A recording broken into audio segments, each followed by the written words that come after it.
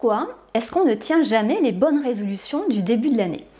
Alors là, on est au mois de janvier et peut-être que vous êtes nombreux à vous être fixé des objectifs, peut-être arrêter de fumer, vous remettre au sport, éliminer vos kilos en trop, peut-être mieux gérer vos émotions, etc. Malheureusement, ce genre de bonnes résolutions, on ne les tient pas. On oublie. Pourquoi est-ce qu'on n'arrive jamais à atteindre les objectifs qu'on s'est fixés en début d'année? Eh bien, souvent, c'est un problème de motivation, un problème de mauvais comportement. Finalement, vous vous emballez, vous êtes hyper motivé en début d'année, mais vous ne travaillez pas suffisamment sur la durée. Peut-être que finalement, ce n'est pas la motivation qu'il faut travailler, c'est la détermination. Est-ce que vous saisissez la nuance entre motivation et détermination? La motivation, on pourrait comparer ça à un feu de paille, quelque chose qui ne dure pas finalement, hein. Vous voyez, comme un feu d'artifice, c'est quand même assez puissant, mais ça ne dure pas dans le temps.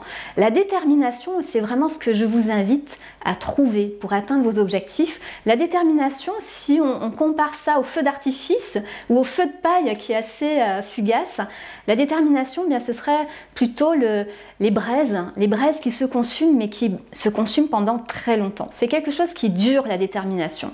Et la détermination par rapport à la motivation, c'est vraiment quelque chose d'un peu plus profond. Hein, ça se rapporte à nos valeurs, à ce qui est vraiment très important pour nous. Et c'est vraiment ce que je vous invite à trouver, c'est votre pourquoi, votre détermination. Pourquoi est-ce que vous voulez atteindre tel ou tel ou tel objectif? Pourquoi c'est si important pour vous? Le problème, quand on ne se focalise pas uniquement sur un seul objectif, parce que les bonnes résolutions, on n'en prend pas qu'une. Vous voulez arrêter de fumer et aussi vous remettre au sport et aussi manger mieux et aussi perdre du poids, etc. Le problème, c'est que vous divisez finalement votre énergie. La motivation, il faut la voir un petit peu comme un niveau d'énergie. Donc, si vous avez un niveau d'énergie élevé pour une seule chose, ça va faire comme un faisceau laser. Vous allez mettre toute votre énergie sur un seul objectif et là, vous avez de grandes chances de l'atteindre. Mais si vous avez plein d'objectifs, vous allez diviser votre énergie sur l'activité physique, sur le fait d'arrêter de fumer, sur reprendre une alimentation équilibrée, sur mieux vous organiser, etc., etc. Mais finalement, il n'y a pas suffisamment d'énergie pour chacun de ces objectifs et vous allez vous épuiser. Donc, la motivation, c'est quelque chose d'hyper important, que ce soit pour vos objectifs minceur, vos objectifs santé, mais à tout point de vue, même d'un point de vue plus personnel ou plus professionnel, c'est essentiel. La motivation, ça fait partie de ce que j'appelle une des lois de la minceur. Et il y a de nombreuses lois. Quelles sont finalement ces lois qui permettent à certaines personnes d'atteindre sereinement, efficacement, durablement leur objectif minceur et pourquoi d'autres galèrent, font des régimes à répétition et finalement n'atteignent jamais, peut-être jamais leur objectif? Eh bien, ces lois de la minceur, j'en ai comptabilisé 7 et ces 7 lois, j'en parle dans mon nouveau livre qui est paru aux éditions Le Duc. Donc je vous montre un petit peu ce livre. Les 7 lois de la minceur aux éditions Le Duc. Il y a plus de 360 pages. Donc c'est un livre très complet où je parle de la motivation, mais aussi donc d'autres sujets hyper importants pour atteindre vraiment sereinement, définitivement vos objectifs minceur. Donc prendre soin de son microbiote, de son ventre, de la flore intestinale, c'est de là que tout part. Si vous n'avez pas un ventre et un microbiote en bonne santé, vous ne pouvez pas avoir une bonne santé en général et vous ne pouvez pas perdre du poids durablement, efficacement et sereinement. Donc vous devez absolument manger sainement pour entretenir votre microbiote et faire en sorte qu'il soit en meilleure santé possible. Ce qu'il y a d'important aussi, et j'en parle dans ce livre aux éditions Le Duc, hein, vous pouvez le trouver dans toutes les librairies ou chez Cultura, l'espace culturel Leclerc, Carrefour, etc. Je pense que vous allez le trouver vraiment partout. Je parle beaucoup donc de la motivation, du microbiote, aussi de l'activité physique. Hein. Notre corps est fait pour bouger. On peut perdre du poids sans sport, oui, c'est possible, mais bouger, ça va vraiment vous permettre de perdre du poids durablement et sereinement et le plus efficacement possible. Donc n'oubliez pas l'activité physique. Ce dont je parle dans ce livre aussi, c'est de la gestion la régulation de votre stress et de vos émotions.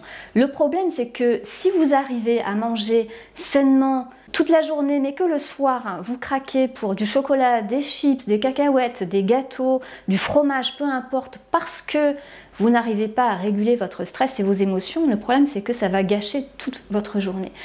Et en plus, vous allez avoir un problème d'estime personnelle parce que vous avez l'impression que vous n'êtes pas capable d'y arriver sur la durée. Donc ça aussi, il faut travailler sur la régulation de ces émotions et c'est tout à fait possible. C'est un apprentissage, donc vous pouvez y arriver. Donc travailler sur votre motivation, votre détermination, votre pourquoi, mettre en place l'activité physique qui vous convient, qui vous apporte du plaisir, manger le plus sainement possible, apprendre à gérer vos émotions, chouchouter votre microbiote, votre intestin, pour qu'il soit en meilleure santé possible avec les répercussions qui vont avec dans l'organisme. Une autre loi dont je parle dans ce livre, c'est également donc de fuir l'alimentation industrielle, les produits ultra transformés qui apportent tout un tas d'ingrédients bas de gamme, des mauvaises graisses, des graisses qui ne sont pas bonnes pour la santé, trop de sel, trop d'additifs alimentaires, des additifs qui sont des substances parfois de synthèse que le corps ne reconnaît pas et qui sont nocives finalement pour votre microbiote, puisque quand ça arrive dans l'intestin, votre corps ne les reconnaît pas, ces substances. Donc ça va créer de l'inflammation, ça va créer de l'inflammation dans votre intestin et ensuite dans tout votre corps. Donc attention à l'alimentation industrielle également, qui n'est pas vraiment votre ami. Ça peut être bien pour dépanner, bien sûr, mais au quotidien, vous devez essayer de cuisiner vous-même, de privilégier des aliments bruts, des aliments frais, des fruits et légumes frais, des légumineuses, des céréales complètes, etc. pour vraiment faire le plein de nutriments essentiels, de nutriments vraiment qui vont nourrir votre corps. On ne nourrit pas suffisamment son corps aujourd'hui.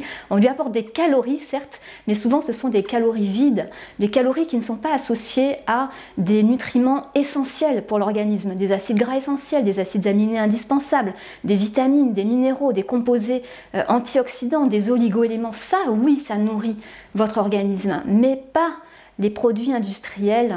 Ça, c'est vraiment de la nourriture qui n'est pas très bonne pour votre organisme. Je reviens donc à ces 7 lois de la minceur. Donc vous l'avez compris, finalement, l'alimentation, ça ne suffit pas.